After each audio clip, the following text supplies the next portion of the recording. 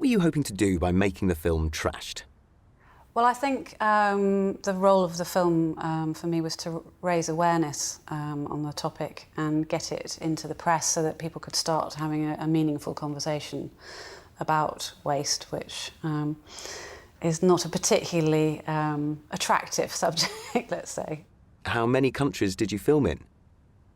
We ended up actually filming in 11 countries, but the stories that I've chosen are universal, and obviously I spoke to people in communities in more countries than we actually filmed in, but the stories are certainly not isolated. They're repeated around the world, sadly, wherever you kind of want to pick, actually.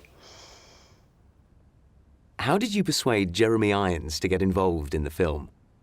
I had worked with Jeremy some years ago on a different film, and I was generally aware that he doesn't like waste either.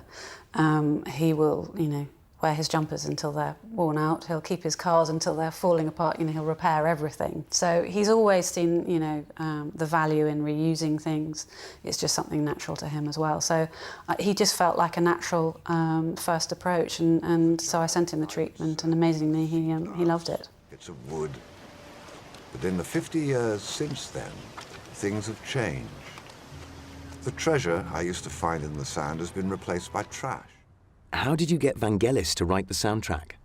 Well, Jeremy and Vangelis have been friends for years, so Jeremy sent him the rough cut of the film, and Vangelis absolutely loved it. He is also a committed environmentalist, so he's always been aware. He was aware because he'd worked with Cousteau, sort of various people, he was aware of issues for the seas and so on. But generally, again, he was very shocked by the film and really wanted to get involved, so.